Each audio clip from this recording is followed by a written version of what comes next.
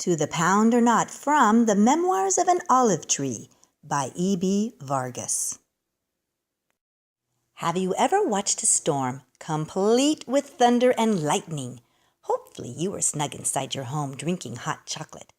But imagine being outside in a storm so wild that it was strong enough to uproot trees and maybe even blow away your swing set so you couldn't even find it.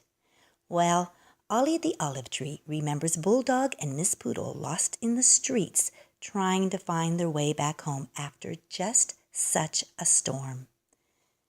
And without faith, it is impossible to please God because anyone who comes to him must believe that he exists. Hebrews 11:6a NIV, Memorials of Faith.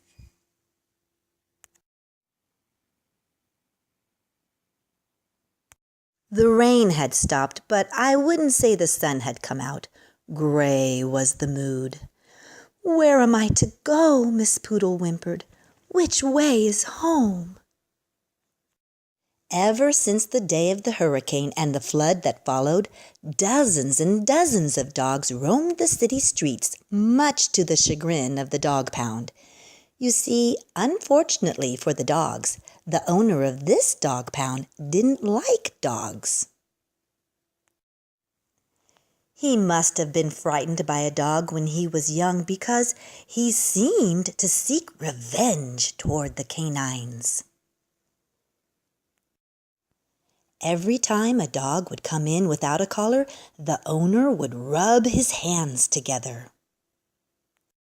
"Aha!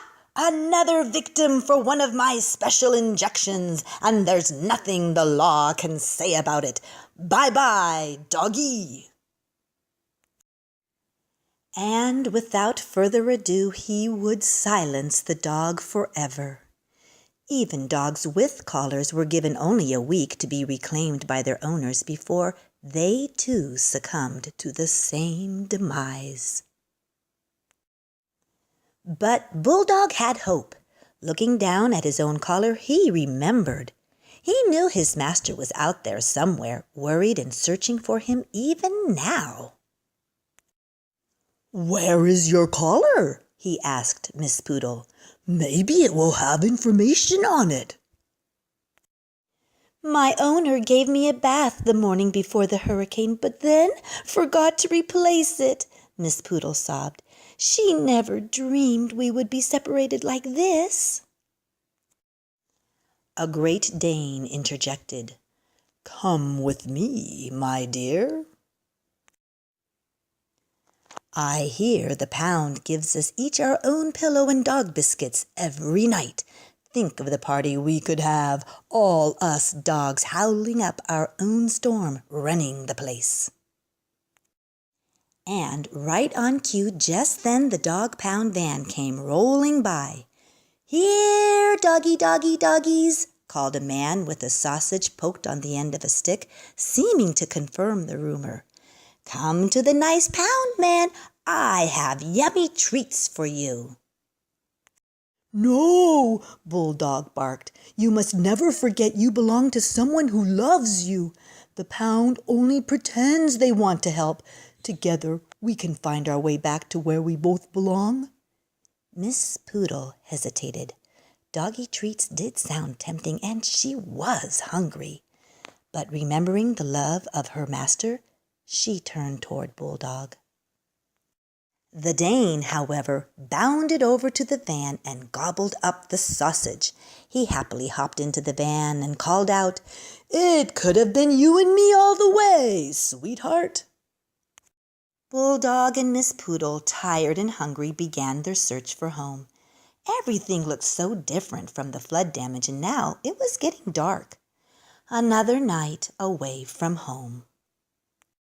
A few people were cleaning debris and sweeping excess water away. A lonely saxophone played a little jazz off in the distance. That tune! Could it be? Bulldog's heart pounded with hope. The expressive tune grew louder and then stopped. A faint call could now be heard. "Bull, Bull, where are you, my bull?" The sax started up again to play. Yes, it had to be him. Only Bulldog's master could play that riff with so much soul. Follow me, Bulldog urged with authority. The two dogs raced, Bulldog in front and Miss Poodle close behind, following that melody. Finally, they saw him silhouetted against the moon, playing his heart out. Bull, oh, Bull, you heard my call. I have not stopped looking for you ever since the storm, the sax player laughed. And who's this with you? Well, come on, you both must be starving. The three walked down the street to a table under an olive tree in front of the jazz house where Bulldog's owner sometimes played. Wait here, I'll place an order for something to eat, he told them. A waitress came back with a plate of food. Miss Poodle, is that you? She asked.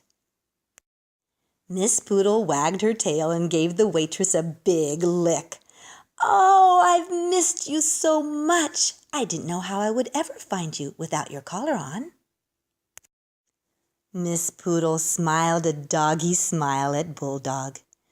Bulldog had never given up on remembering the love his master had for him. The next day, the sun shone gloriously.